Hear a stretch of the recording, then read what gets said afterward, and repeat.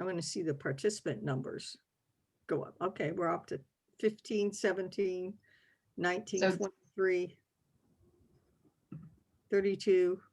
awesome. So it looks like we're live and we're recording and people are joining. Yay. Yeah.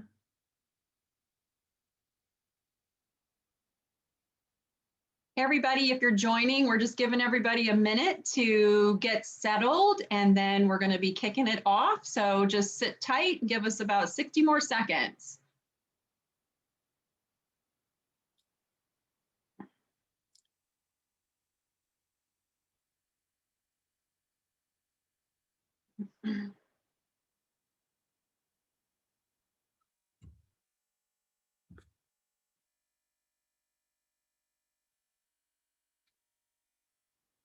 Okay, I think we can start. So first of all, I want to welcome everybody to the webinar. And it's a beautiful day outside, but we're going to have a fantastic webinar in here. So I'm Rose Rubin. I'm the chapter chair of Ulster SCORE, and I've mentored hundreds of new entrepreneurs over the past 7 years as a certified SCORE mentor. Next slide. So SCORE is a nonprofit organization. We're supported by the Federal Small Business Administration. Our mentors are volunteers with experience growing their own and others' businesses. SCORE mentors not only work with startups, but also established businesses.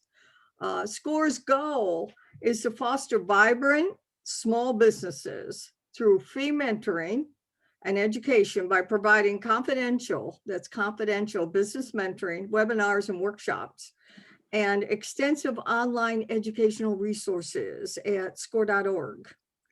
Next. So here are some SCORE chapters that are sponsoring this event. You will see this again at the end, and you will receive a copy of all the slides for this presentation, as well as a link to the audio. Next.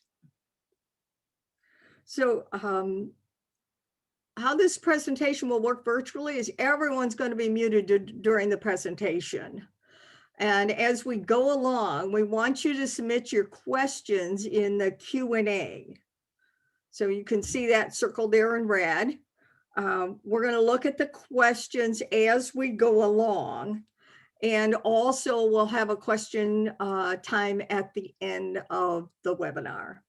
If any questions remain at the end, we'll answer them in some fashion with a follow-up email. Next. So our presenter today is Jennifer Dawn. Jennifer is the owner of Jennifer Dawn Coaching. She's grown 2 multi-million-dollar businesses, is a successful speaker and author, and founded Best Planner Ever.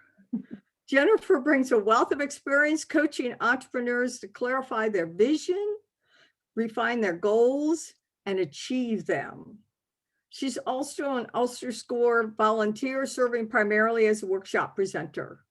So over to you, Jennifer. Awesome, Rose. Thank you so much. You guys, I'm very, very excited to be here with you today. It is a gorgeous day. I'm in upstate New York. I got out there for a few minutes and it was beautiful. So I got to say to everybody, thank you so much for being here with me today on such a beautiful day outside. We're going to be working on creating a one-page business plan, and this workshop is designed to be interactive. This is not like a sit back and listen and check out. This is grab your pen, grab your paper, clear some space on your desk, and get ready to roll, because by the end of this workshop, you're going to be able to walk away with a one-page business plan in your hand that you can start to execute immediately. And I'm going to take you through the steps to create this today. Now, please keep in mind, we're going to do everything that we can in our hour together. I want to be very respectful of everybody's time. So there probably will be some additional work that you're going to need to do on your own, but we're going to get as much as we can done together. And as Rose mentioned, you will be receiving a recording of the presentation with the slides and the audio. So don't panic. If you can't take notes, you will get a link to the recording. Now, to get the very, very most from today, Do your best to eliminate all distractions, okay? Turn off the phone, close your office door, click out of your email. This is not the kind of workshop where you want to try to be multitasking and doing other things. So eliminate all distractions. Let's put our entire focus on creating your one-page business plan and clear your mind, because this is going to require you to do some deep thinking. So maybe just take a couple of big deep breaths, clear your mind, get ready to really focus on your business, and then be willing to do the homework, right? You're going to learn a bunch today, but then after that, there's probably going to be some pieces of this that you're going to need to do a little bit more work on. Be willing to do that, because that's really the way that you're going to get the very, very most from the time that you're investing today with us. So part of the problem is that traditional business plans, and maybe you've already experienced this, can be 40 plus pages, and it ends up being a document that might be good if you're going to go get bank funding, but as far as like being really useful in the day-to-day environment of running a business, not so much. It can also be difficult for your team members to really understand what's going on because it's buried in 20, 30, 40 pages of a business plan. Also, what happens is that you end up having to like dig through this document to find information. And the truth of that is that most people just won't do that. So the solution is to have a 1 to 2 page business plan. It's going to improve your clarity. It's going to improve your focus. It's also very, very easy to use on a day-to-day basis. Your team, if you have a team, can easily understand your purpose, your direction, your vision. And you can also incorporate 1 to 2 pages into your team meetings very, very easily. And don't worry, if you're a one-person team, that's okay too. It's going to make it even easier for you to be able to run your business from the 1 page. And I say 1 to 2 pages, depending on the size of the business. You may have a little bit more information. If you decide to go into a little bit more detail, that business plan might spill over to 2 pages, but ideally we really don't want it to exceed past that. So 1 or 2 pages is awesome. Now, to create a 1-page business plan, we're going to do this by answering 8 questions. If you know your answers, write them down. I'm going to be pausing as we go through each of the 8 questions, giving you guys a couple of minutes on each question. So just write whatever it is that comes up for you that you already know, write it down. It might require you to put in a little bit of additional thought, additional reflection, and that's the homework piece, and that's totally okay, but just for today, we want to get something on paper. Take your time with this exercise. Don't rush through it. This is your business. It's very important. We want to put some good dedicated time and thought into it and not try to just rush right through it. You can also, once you have your business plan created, bring it to the attention or get some feedback or review from members of your team if that is applicable for you. Once you create your plan, you could work with a SCORE mentor, or if you have a business coach or whoever you might be working with, definitely present it to them, get some feedback around it. That's something we won't be able to do on the call today, but I highly recommend that you do it so that it gets as fleshed out and refined and really just as on point as possible as it can be for your business. All right, so when we look at the 8 questions in creating your 1-page business plan, high level, what we're doing is we're getting clear on the vision, the direction of where you really want to go in your business. And this could be a year out, 3 years out, 5, or even 10 years out. We're getting very, very clear on that direction. Think about it. If you get in your car and you want to, drive across the country, you don't get in your car and you start driving. Like, where you want to end up. You set the GPS, right? You take steps to make sure you end up where you want to go. That's the visioning piece, is getting clear on the direction.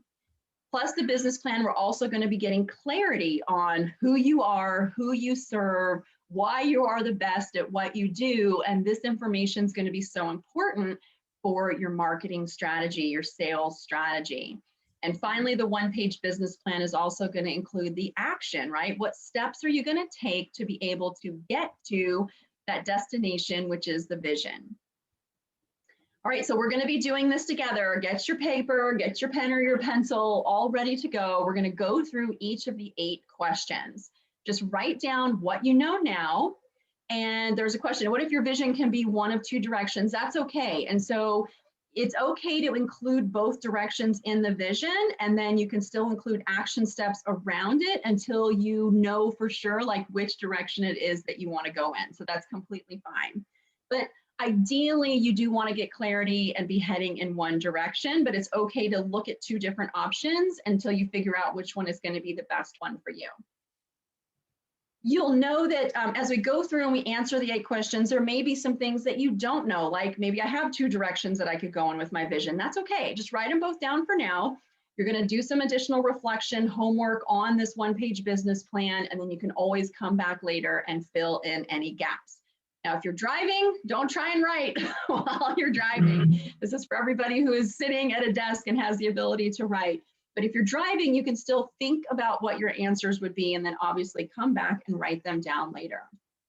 Okay, so here we go.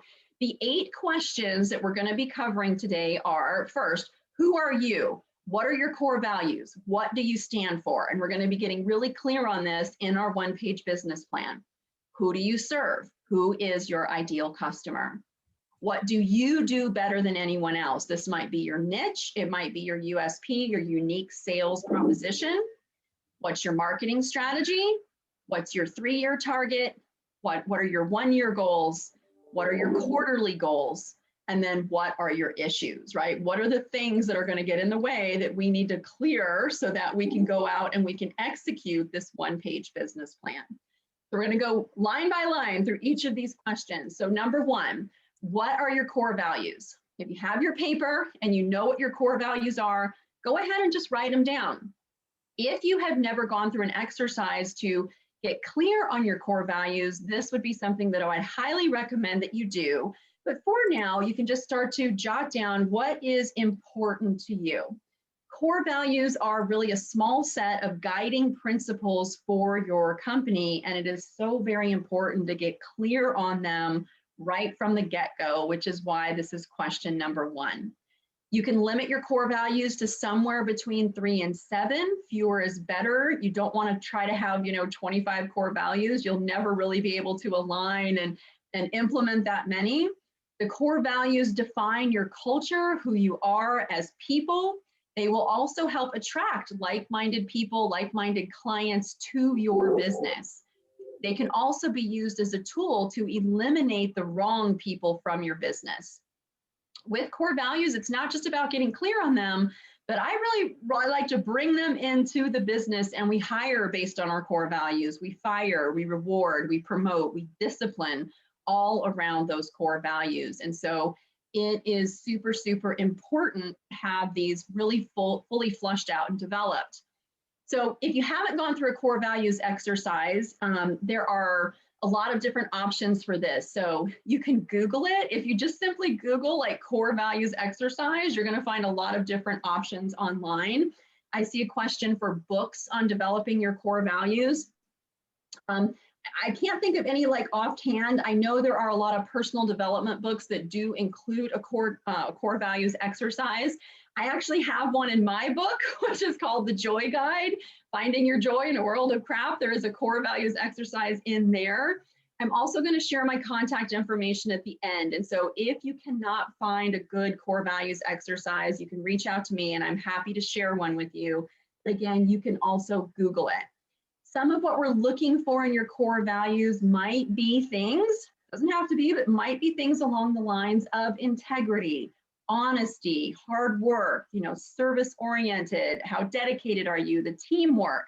Those are some of the words that we often see used in core values when you're defining them for yourself. So I'm going to pause for just 60 seconds. If you have any questions, you can post them in the Q&A, but I want to just give us 60 seconds so that those of you who are writing, if you know what your core values are, and even if you don't, what that might be for you, go ahead and just write those down now.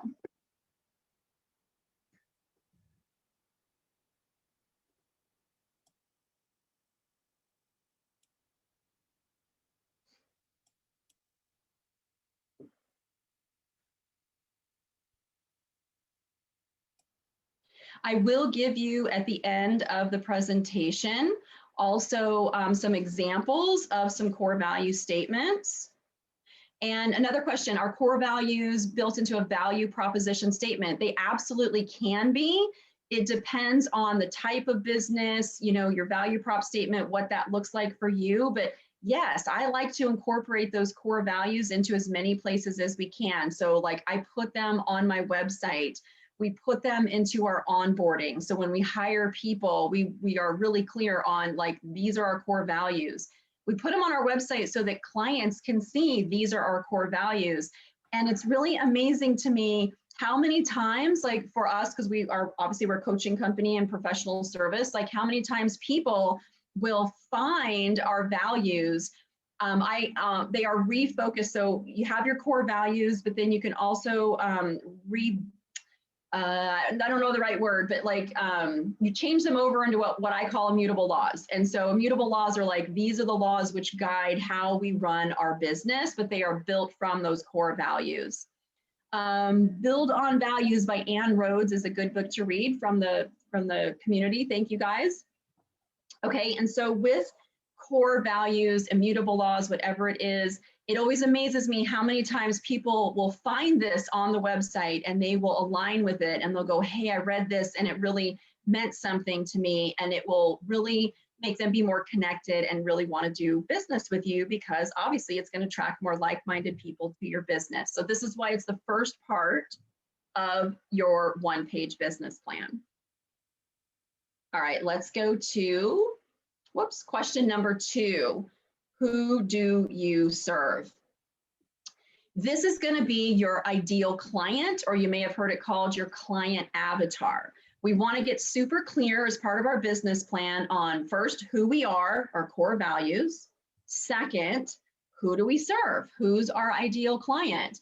And what does your client want? Usually you're going to work with clients who are also going to align with your core values. This should also include demographics, age, gender, marital status, occupation, income level, interest. Okay, so let's start writing this down. Like if you know who your client is, go ahead and write this down. If you know their demographics, if you don't, just put a range. But in creating the one-page business plan, we just want to make sure that we're putting as much as we know about our ideal client into the business plan. Now, because it is a one-page business plan, you're going to want to drill it down to, 2 or 3 sentences to define who your ideal client is. But if you're trying to create it from scratch, or you haven't done the work already on your ideal client, just write down everything that you know.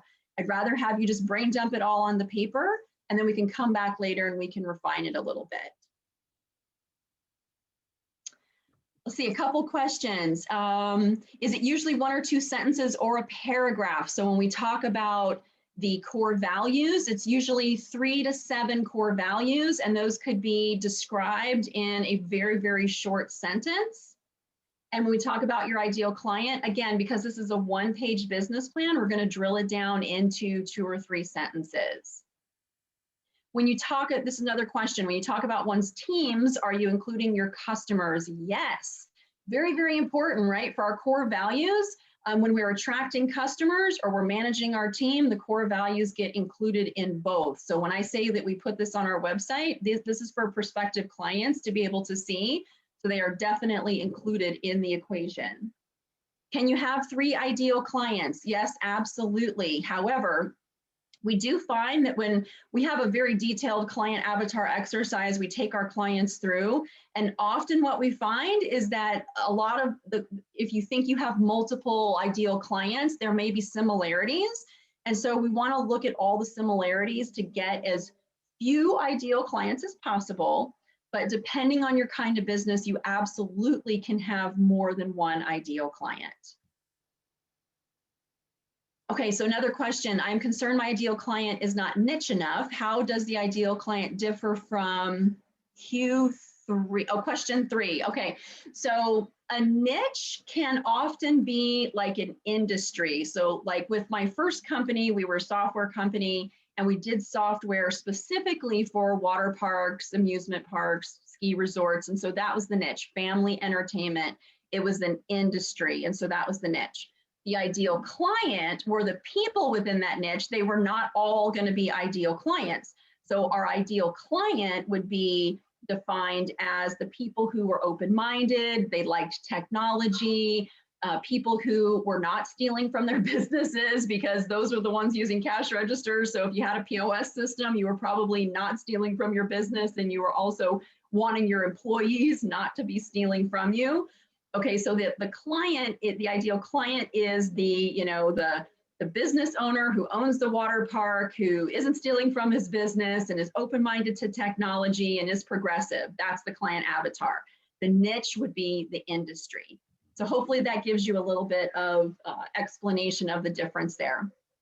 So when you are defining your ideal client, you also want to get clear on the pain, the challenges that they're having, right? The pain that they're in now because they have a problem that they can't solve, what their emotional state might be, and consequences if they don't fix this problem. On the flip side, when they buy your product, they buy your service, how you're helping them, right? The joy that they have after buying. How do they now feel? What does that look like? What kind of future do they now have because they bought your product? So in the example of my first software company, the pain point that they had was our employees are stealing from us. Our customers are stealing from us. We need a point of sale system, and we're really frustrated because we don't have one. The joy after is what? They have this great POS system. Their employees aren't stealing from them anymore. They can serve their customers so much better. They're managing their money. So that's what you want to build into your client avatar as well, of like, who do we serve? Okay, hopefully that answers some of those questions. So if you're asking about business to business or business to consumer, a really ideal client is it's all the same. So if you're business to business, your ideal client is a business versus an individual consumer. Demographics can differ, of course. In the case of a business to business, your demographics are not going to be the same when you're going business to consumer. So when you're looking at the business, you might be looking at maybe they have a certain size revenue, they have a certain size, a certain number of employees. Those might be the kinds of, we'll call them demographics that you're looking for if you're business to business.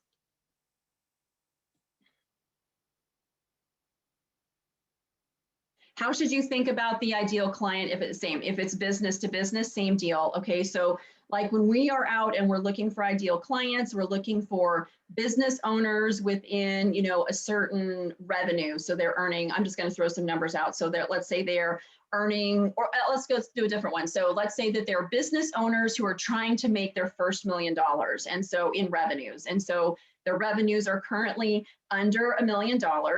Another factor there might be that maybe they've been in business for more than 5 years, right? They haven't hit the $1 million mark. Maybe their employees they have at least 2 employees as far as the size of their team. So those are some of the different kind of parameters you might be looking for when you're going business to business.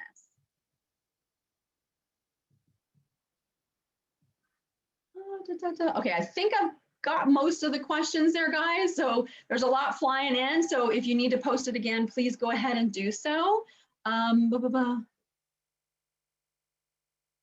So one more question. I create wigs for those who suffer from any type of hair loss. Can this plan help me work with the VA? Absolutely, but the purpose of our meeting today is really about getting clear on your business plan. And when you have the clarity on your business plan, you're going to be able to now take this and explain your business to somebody else. You're also going to be able to take this and have clarity in your marketing strategy. So that's really the point of the one-page business plan. Okay, so that's question 2. Who do you serve? Let's move on to question number 3. What makes you unique? What makes you ideal to solve this problem? So part of the business plan is, why are you better than the competition? If you don't know, it's okay. Just write down everything that you can think of, and you're going to drill this down to 1 or 2 sentences. What problem do you solve? If you think about your ideal client, what problem do you really solve for them? And how do you solve it? And again, just write it down. What's your biggest strength? And why should your ideal client choose you over the competition?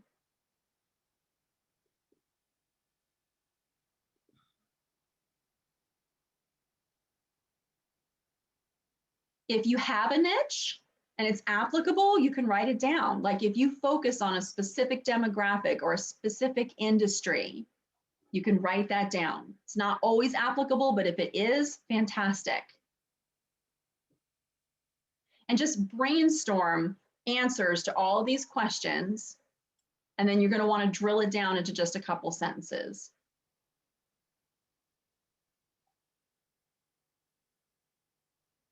For those of you who joined us late, yes, you will get a copy of the deck and a recording of the presentation.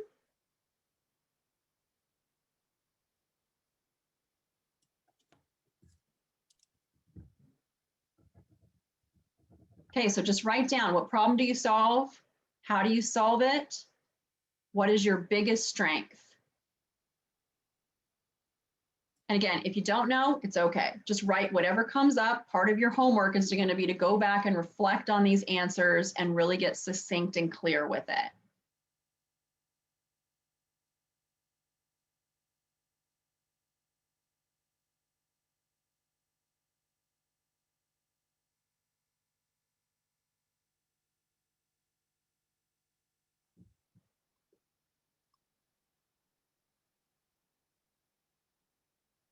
If you are not sure about what makes you unique, one of the things you can also do, which is a lot of fun, is go and read any testimonials that you have.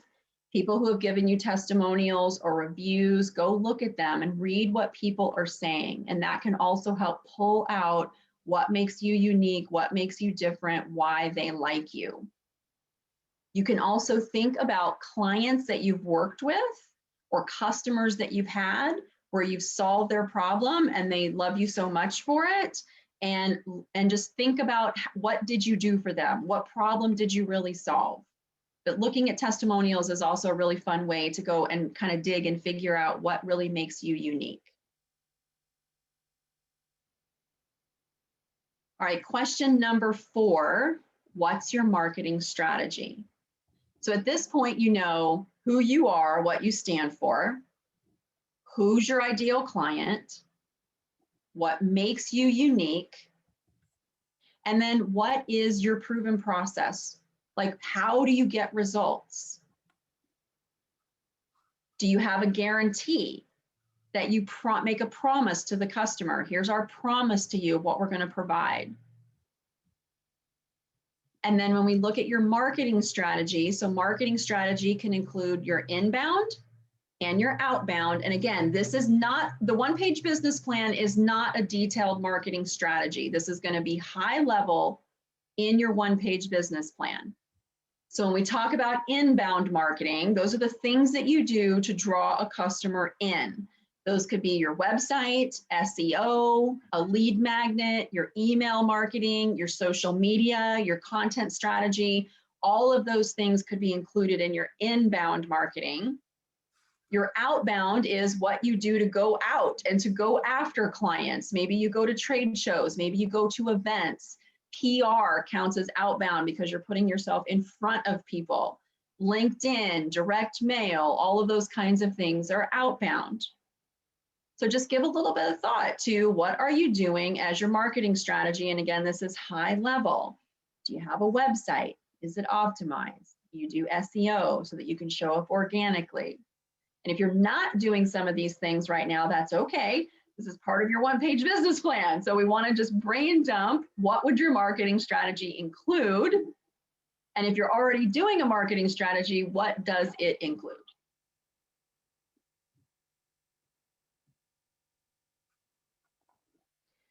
Here's a question. What do you do if your industry is very saturated? You do a really good job of setting yourself apart from the crowd, because in an industry that's very saturated, there's still always room to stand out above the crowd, to excel at what you do, to make sure, for example, that the copy on your website isn't the same as everybody else, to make sure that your customer service goes above and beyond. Because when you're in an industry that's very saturated, you don't have the opportunity to like slide on things like customer service, because they have a lot of other places that they can go. But in an industry that's saturated, I say use it as an opportunity to excel and put yourself above the crowd and do the best you can with every different component of your business. Question, can the one-page business plan be used for a bank loan, or a bank require a lot more detail? A bank is going to require a lot more detail. This one-page business plan is really for your own internal operations, for executing your business strategy. It will almost certainly not be accepted for a bank loan. On the proven process, is this process to attract customers or process within working with customers? It's about working with customers. So your part of your marketing strategy can include your proven process, meaning that when clients come into your business, these are the steps that we go through to get results. It should not be 82 steps. It should be 3 steps or 7 steps, right? But this is the process that we go through to get results for our clients. What really is the difference between inbound and outbound? I know that one can be a little bit confusing, but if we think about inbound is what we're doing to attract a customer into our business. So like having a website so that they can go out on Google and they can find us. And when they find us, they might opt into our email list. And so it's those efforts that allow a customer to come into our business, that attract them into our business. Outbound is how we go out and go after business. So think of like a direct mail campaign. When you get a postcard in the mail that you didn't ask for, right? You didn't find the company on Google and go opt into their email list. Instead, you got something that they sent to you. So that's what outbound is. It's when a company is actually going out, going after the business, and the customer hasn't really asked for anything. So hopefully that makes it a little bit clearer. And depending on the kind of business that you have, you may not have an outbound strategy. It might be all inbound, or you might have a combination of both, or some companies are really relying mostly on outbound, okay? But don't get too caught up in the terms. Just know that what are the things with your marketing strategy that you're doing to find new people and convert them to clients. The definition of marketing is educating somebody with the intention to sell to them. That's what marketing is, okay? So don't worry too much about inbound, outbound if you're not comfortable with that, but it is what are you doing for your marketing strategy, and just make sure that you have that written down in your one-page business plan. All right, question number 5. What's your 3-year target? Okay, so think about this for right now, from where your business is today. Where do you want to be in 3 years? What do you want your revenues to be? Write it down. What do you want your profit to be? This is very, very important to include a profit goal as part of your 3-year target. I work with a lot of companies, and they will get so focused on growing revenues, they're not keeping an eye on the bottom line and their profitability. And what will happen is the revenues are climbing, but so are their expenses. And so the revenue is actually shrinking. We don't want that. So whenever you're setting your goals, you want to make sure you always have a top and a bottom line goal. This is what I want my revenue to be. This is what I want my profit to be. In 3 years, what does your team look like? How many people? The quality of your people? What does that look like for you? What do your systems look like? What do your processes look like?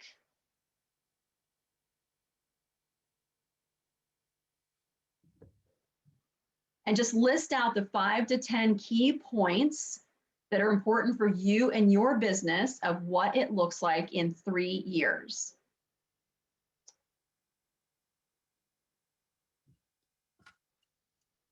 There was a question about, is it possible to have a customer that does both inbound and outbound? Absolutely. My business does both inbound and outbound, and many businesses I work with do both. How does this work for a nonprofit? Well, it's a little bit different in the sense of that you're a nonprofit, but I say run it like a business. And so even if you're a nonprofit, you're probably still making some kind of effort to bring in donations, to bring in funds. And so those efforts that you make to bring in funds, that's part of your marketing strategy. So even though you're a nonprofit, I'd say you can still run it like a business. It's really no different there.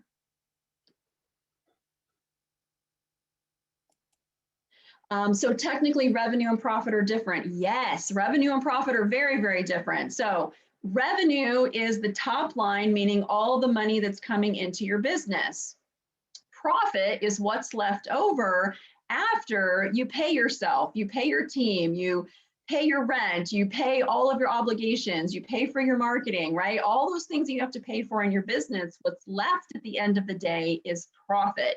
You definitely need to know the difference between the two. So the top line revenue goal might be we want to do 500,000 or a million or 10 million or whatever in revenues. A profit goal might be we want to show 10% profit or 20% profit.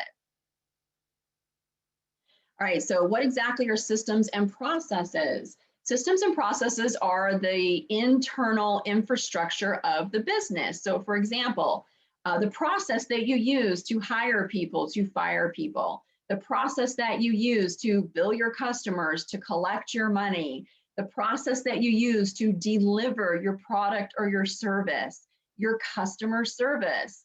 How do you retain customers? All of those things are your internal systems and processes. And that needs to be part of that 3-year target, because if your business is growing, your internal systems and processes are also going to be growing and changing. And how you do things as a business today, let's say that in 3 years, you want to triple your revenues or double your revenues. How you're doing things when your revenues are double or triple are going to be very different. And so that's why you want to be paying close attention to your internal systems and processes, looking at things and are you in a position to be able to scale and grow if you want to do so over the next 3 years. Hopefully that helps. Should we imagine how our company expands from the original single product as we look ahead 3 years?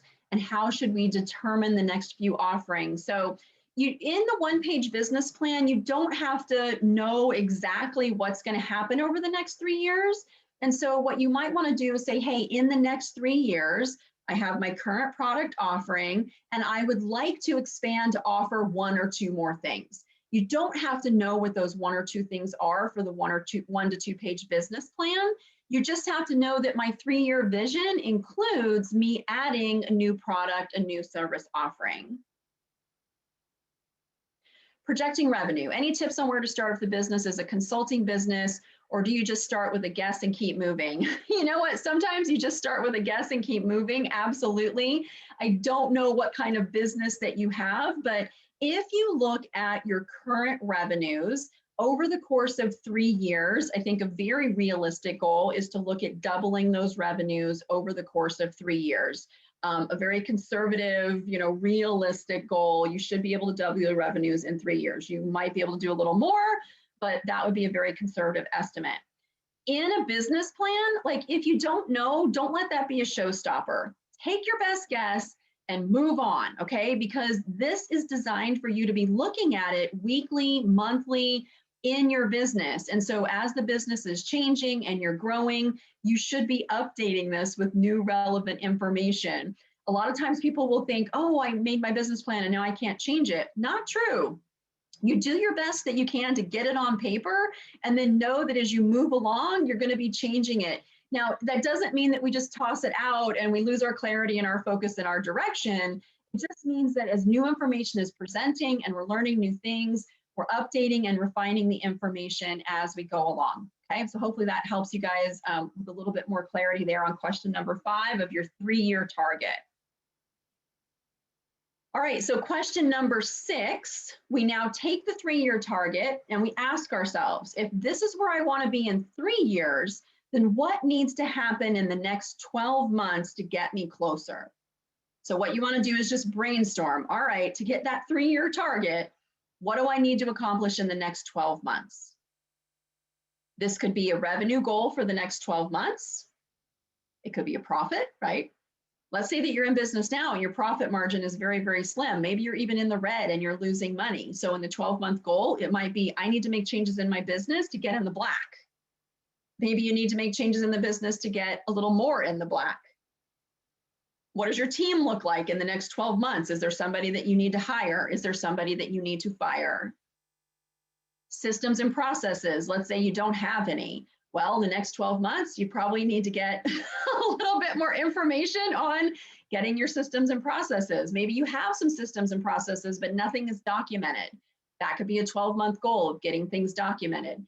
Maybe it's documented, but nobody in the company looks at it. There's been no training on it. There's no enforcement on the training of it. Maybe that's the 12-month goal is, okay, we have our processes, they're documented, now we need to enforce them. Maybe you have systems and processes, but they're not optimized or streamlined. They're very clunky, mistakes are happening. So maybe there's a piece of like automation or streamlining that needs to happen in your systems and processes. Okay, so just write down everything, 5 to 10 key points on what needs to happen in the next 12 months to hit your 3-year target.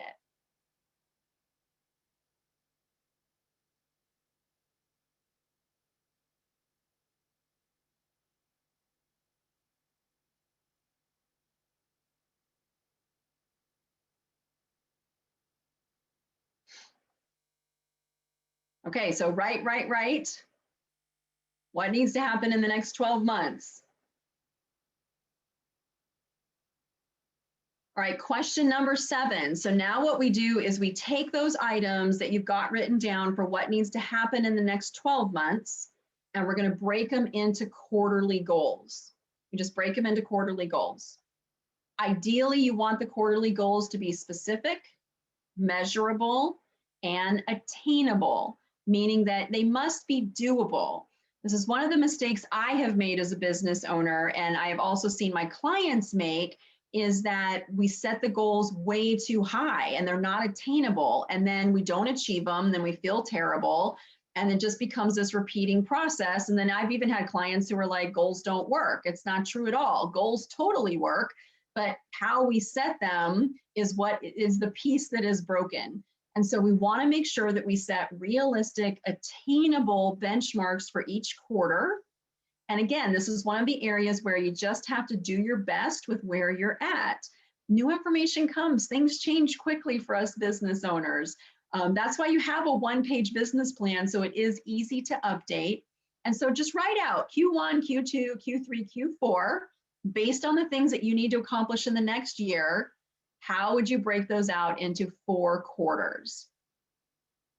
Now, this is some of that homework piece that I was talking about, right? I want to empower you with the information so that you know how to do this, but then you are going to need to take this on your own and give some additional thought to those quarterly goals. And you can even break that out into maybe 3 to 5 items per benchmark that you want to be able to achieve. So let's say, for example, because systems and processes has come up, let's say, for example, that we need to work on our internal systems and processes. Okay, so Q1 might be about, and I know we just started Q2 here, but let's just say, so for the first quarter, it might be about, we need to look and see, we need to create a high-level map of the processes that we do have.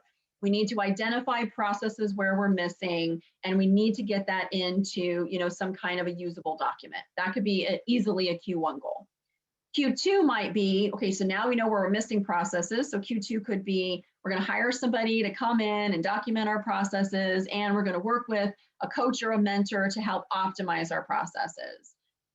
Q3 might be, we're retraining our staff, we're streamlining our onboarding, and then Q4 could be, we're going to go back through and we're going to refine all of our systems and processes. Depending on the size of your company, if you're going through all your processes top to bottom, that could absolutely take the course of a year to complete.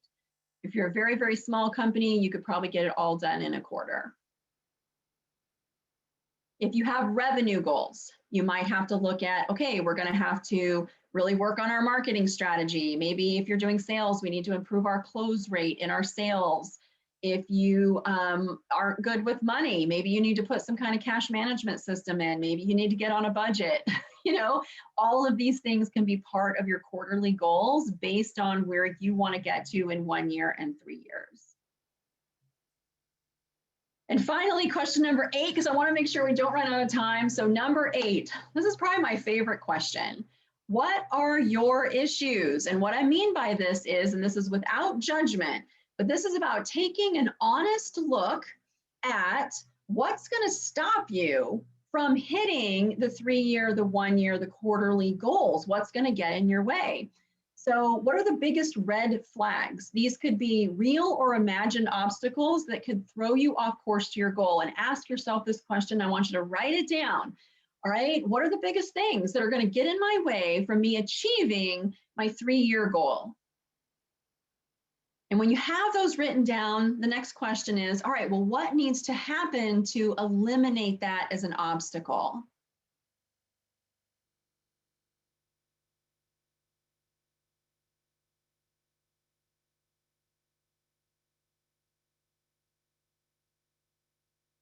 Okay, so just write down, what are your red flags? One of the questions, would you suggest the one-page business plan be the adaptive document we regularly check? Yes. And the 40-page is the one for investors or banks? Yes.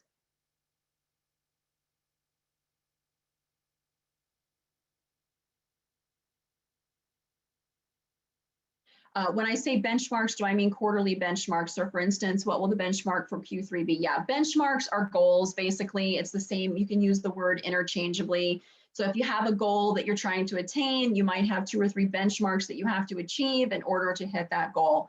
But benchmarks and goals, guys, you can use those terms interchangeably for whatever feels good to you. All right, next question. What are your biggest time blocks? Let's take an honest look at it, right? As part of the one-page business plan, if you are the bottleneck in your business, that is going to stop you from achieving what you need to achieve in your business because you're the bottleneck, okay? So it's like, what needs to happen to free up your time? This should be part of the one-page business plan. Maybe you need to hire a VA. Maybe the VA you have is not making your life any easier and you need to actually replace your VA. Maybe there's some other team members you need to hire, whatever that is. Maybe you need to take a course on productivity. Maybe you need to learn how to say no, whatever it is. What are your biggest time blocks and what needs to be done to free up your time so that you can work on your business? Write that down. And number 3, what are your biggest mindset blocks? What are those limiting beliefs that you have about hitting your goals? And this is a moment of truth. Is you have to be really honest with yourself in your own thinking, your own mindset. If you catch yourself thinking things like, I can never achieve my goal, I'm not any good, I'm no good at these things, I hate marketing. I have a client I worked with yesterday and we discovered one of his thinking was, is everybody is out to get me. Hey, well, think about that. How are you going to grow your business with the mindset of everybody's out to get me? You can grow your business, but it's probably not going to be much fun. And that client is not having much fun. And so we had to switch that to, instead of everybody's out to get me, everybody is out to help me. And we have to start conditioning the new thinking so that he's in the right mindset to go out and grow his business and achieve his goals. And so just write down any limiting beliefs that you might have, and then you can work on flipping them. Sometimes it's just changing one word. But we need to align with the right beliefs so that we can go out and do the work that we need to do. What is a VA? Virtual assistant. Apologies. Could be, any kind of virtual assistant. It could be, any kind of administrative work. My VAs do a lot of things for me. So they do design work. They help with social media. They help with all of the administrative work. They help with customer service. So you can get virtual people these days to do all kinds of different things. Okay, you guys, so I want to give you a quick example of what a one-page business plan might look like. I want you to do the work first, but now I want to just give you some examples. So if there's any of the questions that you're not sure about, here is just a brief example of what one of these might look like. So for example, our core values. We get proven results, we're innovative, we do the work, we have fun, we work as a team, right? That's what our company is about. And this is a made up company, but if I'm that company, that's what my company is about. That's what we stand for, right? We want to work with clients who want those proven results. They want to do the work, they want to have fun, and they want to work together with us as a team. So we're all in alignment there. When we hire people, we want to hire people that are innovative, that want to do the work, that want to have fun, they want to work as a team. So you see how the whole thing kind of comes back to defining who you are so that you start to then attract clients employees, vendors that will align with who you are. So core values. Ideal customer. We serve work from home, service-based female business owners struggling to achieve $1 million in annual revenues. Again, this is just an example, fake company, but this might be an example of the ideal customer who we are here to serve. What makes us unique, our USP? We offer a complete solution, coaching services to get into the mindset to succeed, and consulting to implement the changes necessary to transform the business. That's why we're unique. That's why we're different. Our marketing strategy, right? Part of our proven process might be we assess the business, we develop a strategy for them, we identify and eliminate challenges, we execute the strategy, and we measure results. Okay, so this is part of our marketing strategy. Part of the marketing strategy, if we break that down a little further, inbound, right? We have a website. Our URL with our primary call to action is to schedule a consult call. We have a lead magnet, meaning people can opt into that website. We have an email nurture sequence to get more people to schedule calls. Our SEO is focused on our keywords, and our content strategy is all about how to grow your service-based business, right? Which would tie right into who our ideal customer is. And I'm just to put an example here for outbound, we're using LinkedIn to find female service-based business owners who, work from home and maybe haven't achieved their first $1 million in revenues. 3-year target. So for this business, we want to achieve 4 million in revenues with a 15% profit margin, a retention rate of 3 years, a team of 15 people, 40% of our new business comes from referrals, and we provide coaching for 3 different associations. This is just an example of what your 3-year target might look like for your specific business. From that 3-year target, we break that down. Great. So what do we need to achieve this year in 1 year? 1.5 million in revenues, 15% profit margin. We need to accurately measure our retention rate, right? If we want this great retention rate in 3 years, we need to have tools in place to accurately measure it. We need to streamline our coaching tools in our proven process so we can deliver on those results. We need to increase our scheduled calls, increase our close rate, hire 2 new coaches, and document our systems and processes. So this could be an example 1-year target. We break that down even further of the 1 year. So in Q1, we want to hit 250 in revenue. We want to implement a system to measure the retention rate. Q2, 350 in revenue. You can see kind of what those are broken out. Increase our calls, hire 1 new coach. Q3, we're hitting 450. We're increasing our close rate. We're hiring another new coach. Q4, 450 in revenues. And you see we're maintaining that profit margin as we go along. And we're really focused on documenting and streamlining our systems and processes. Again, made up company. But to give you an example, if this was all on 1 page, it would all fit on 1 page. And it would be very clear as to the high level strategy of what we need to accomplish in this business. Now you're going to take your 1-page business plan and you're going to drill it down even further with direct action steps, because if your goal is to hit 250 in revenues, you're probably going to need some more detail here on, okay, well, how are we going to hit the 250? But that's going to be a separate action plan. That's not going to be part of our 1-page business plan. An example of what some issues might be, red flags. Well, we don't have a system for documenting our processes, and maybe we've outgrown our Google Sheets. We need a better coaching system. So actions might be, we need to find process software. We need to research coaching systems. Time blocks, the owner is the bottleneck. Action, I need to hire a virtual assistant. I need to learn how to delegate. Mindset blocks, I find myself all the time saying, I'm so overwhelmed, I can't do all this on my own. Actions, hire a virtual assistant, train them up, hire a business coach, right? Do the things that I need to do to clear those mindset blocks. All right, I know it's a lot. We've got just a few minutes. So you want to take everything that you've written down, compile it on 1 to 2 pages. If you have a team, you can totally review this with your team, get feedback. If you have a coach or a mentor, review it with them, definitely get feedback.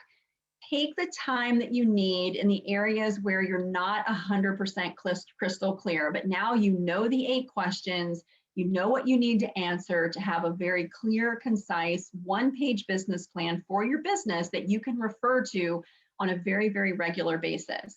I really recommend that you print it, you put it where you can see it, refer to it at least weekly. I look at mine every single week as I plan my team meeting for the week. I'm looking at my one-page business plan to get my clarity, my focus, and make sure that we're always staying on track. If you have a team, obviously make sure that your team has a copy of it as well, because they're going to be able to look at it and they're going to know we're on track or we're off track very, very quickly. All right, any other questions in our last few minutes together? I know that there was a lot. Is there a template that we can use, or do you just input your info? You just input your info. I just start with a blank Word document and I just go through and I answer those questions. We probably do have a template. If you reach out to me, I'm happy to look for that and see it. But generally, I will just start with a blank Word document. B2B is the same. I'm not quite sure of the question, you guys. Business to business is the same as what? I'm not quite sure what you're asking, but when we talk about a one-page business plan, whether you sell business to business or business to consumer, this is exactly the same questions that you need to be asking, regardless of who you sell to. Without experience, how do we come up with those 3-year target numbers? Of course, everybody wants $1 bazillion in revenue, but is that realistic for your business? As a business owner, I want to set a goal that's realistic and achievable and attainable. I can always do better, always. So even when I set a goal, I want it to be aggressive enough that I feel like I'm pushing and challenging myself, but not so aggressive that it's unrealistic. There's no way I can achieve it. And then I'm setting myself up to fail. Like, I don't like to feel crappy while I'm building my business. So when you come up with a 3-year target, just pick a number that feels good to you. And remember, as you go along, you can always change it as you have new information. Is it productive to do Apple 1 and 3-year target as you first begin and get vendors plus clients? Look, I think that you need a very specific 1-year and a 3-year. People underestimate what they can do in 3 years and overestimate what they can do in 1. And so have a 1-year goal, have a 3-year goal. Don't try and combine those together. I assume this is 1 page in size 4 font. That's why it can be a 2-page, okay? Size 4 font's gonna be hard to read. So you can make it 1 or 2 pages. We just don't want it to be, you know, a lot of pages because you won't go back and look at it. It's gotta be 1 to 2 pages. Brain dump as much information as you can, but then you're going to go back and you're going to refine it. You're going to get clear. You're going to get more and more succinct. This will take a little bit of work on your part, but it's so worth the effort when you have 1 piece of paper that you can look at and go, this is where I'm headed with my business.